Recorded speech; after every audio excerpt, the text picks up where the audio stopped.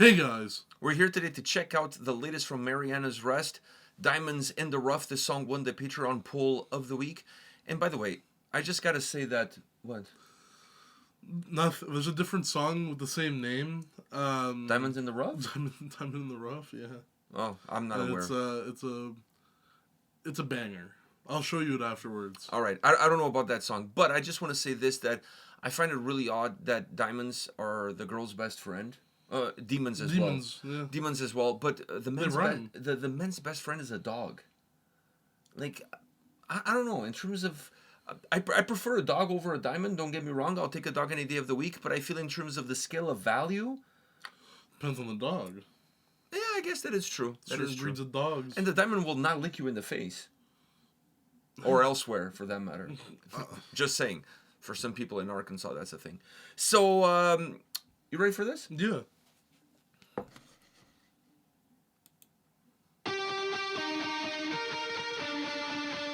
Is this the same couple from the last video? No.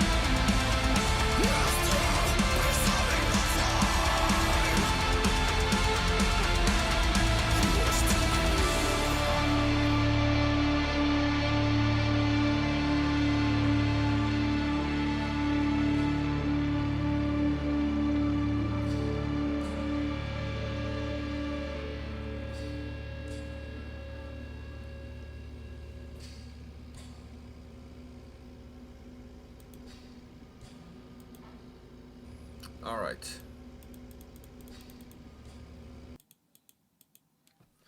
Anyhow, can I go first? Yeah. Before I talk about the song, because I really like the song, but before I talk about the song, let me just say this.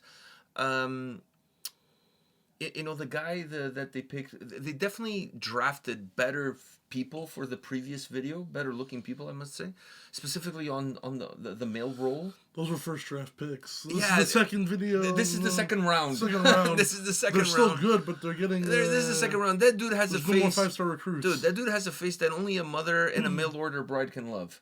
So, just putting it out there. No, I think he's okay. I think he's good, man. Maybe for Finnish standards. Anyhow. The Finnish standards are pretty high. On the women's side. On the men's side, I think it's debatable. No, I think there are some handsome Finnish men. That is true. That is true. He's not one of them. He's probably Estonian. Let's face the facts. He's from Estonia. He's definitely from Estonia. He's a half breed. Either that, or he's from like further west from Kotka, like really near the Russian border. Oh, so he's a little bit Russian. Yeah, so he's definitely had some Russians in him. So anyhow, I just want to say that obviously the budget was not there. Second video, they kind of blew their load on the first video. On the guy. No, I'm just like. Also, I don't think I paid enough attention to his face to really like have a. You know what he looked like?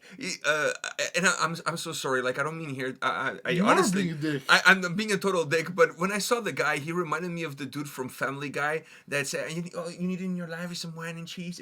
That's what you need in your life is some wine and cheese. You know that guy? The gay dude? Yeah. I don't know if he's gay or not. He's gay. That matters. The way he looks, they looked alike. Anyhow. They don't look alike at all. They did.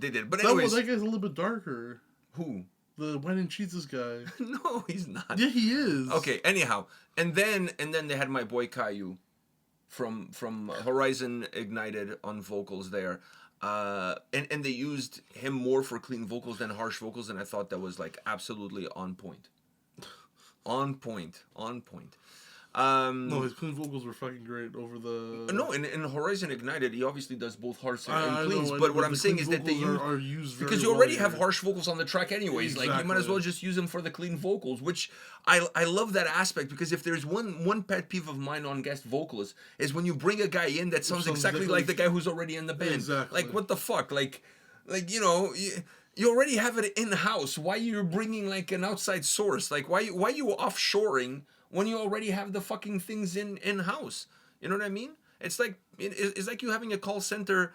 You being a company from Brampton and you need a call center and you send that shit to India when you have plenty of Indian people in Brampton when you can do that locally, hire locally. I say, foreigners but locally. You know what I mean? Like Anyhow, it's the same atmosphere in that office.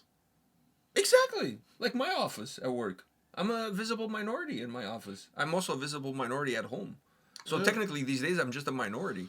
Damn. I want to start filling out those forms. You know, the government, I don't know about you guys, but here in Canada, when you fill out forms, you have to say if you're a visible minority or not. I'm going to start marking that box as a yes. Or put beside it in brackets, kinda. Yeah. Define visible minority. Define it. I'm going to start writing define visible minority. So anyhow, if you're like technically I'm Portuguese. I'm not even Canadian. So if you're white and you live in Brampton, I think you're a visible minority. If you're white and you live in Toronto, outside of Woodbridge and Vaughan, Markham maybe. No, Markham. There's a huge Asian community but there. That's why the insurance is so expensive. Really? Yeah, the fucking car insurance is through the roof there. You make your own conclusions. No, it's worse in Brampton though. Yeah, but it used to be the worst spot used to be Markham. Yeah. You know. So, what does that tell you? It doesn't matter if you're South Asian or just regular Asian. Driving skills are not your forte. Like, just putting it out there. All right, enough of this racist shit. Let's move on and talk about the song. I was gonna say I don't think I paid attention enough to the guy's face to even have like an opinion on his look. I just like, and also I feel like I'm not the girl looked really good looking. She was good looking. I don't think I'm the one to judge. No, neither am I. But game recognizes game. Okay. You know what I'm saying? Like, fuck, I'm no stud. Like, but you can recognize when someone else is not a stud. Exactly. That's what I'm saying. Lack of game. In this case, it's not game recognizing. It's lack of game recognizes lack of game. Yeah. Fuck. It's like watching a rookie go into the league and everyone's hyping him up and you know...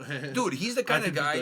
And I'm saying this because I was that guy. He's the kind of guy that when you have a group of friends and you want to go out, like... trying to pick up some chicks. He's the guy that always takes the tank. He's the one that gets the grenade. Yeah.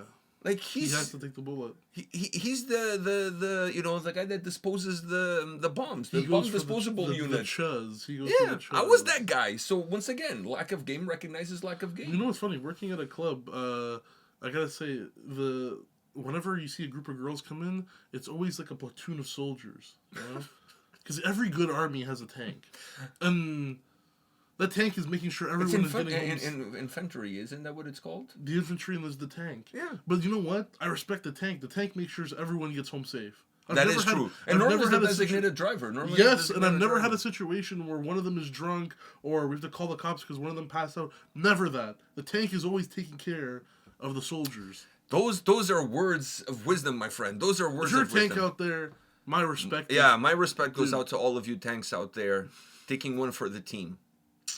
All right. On that note, and this is why we only have 7% of women watching our videos.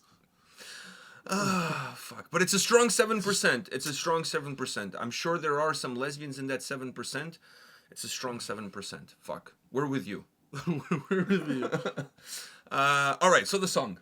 Let's talk about the song. Yeah, let's talk about the song. That's what we're here for. You want to go first on that? Fuck, I love this track, dude. Like I kind of have to put the last one we did from them, single from this upcoming new album, and this one together in terms of saying that these two songs alone, just based on these two songs, I don't think this band has ever sounded this good.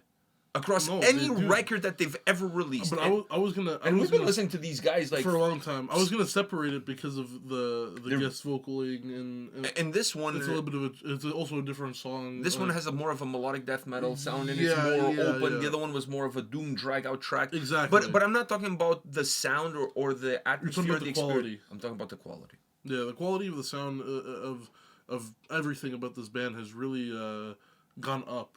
This is really good shit. These guys, they won 4K, man. They got the 5G. For sure.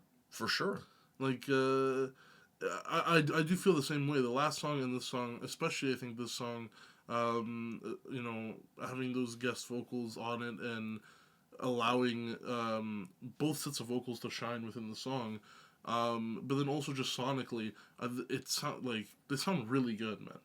We've been listening to this band. We debuted one of their music videos back in 2018, 2019, something like that, before we went to Dark River Festival. They're one of the first bands I think we debuted. I think it was one of the first bands that ever asked us to debut their music video on our channel. So the grand premiere was on the channel. We've done a few since then, but they I think were the first.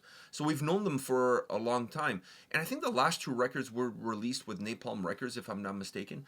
And both records, I had some gripes with both of them, not necessarily from a sound standpoint per se, and some of them was more from a structural standpoint. So I had some gripes with those records, but now looking at the way this record is starting to shape up based on these singles, I'm thinking they were kind of finding their footing a little bit. Yeah. You know, with those records.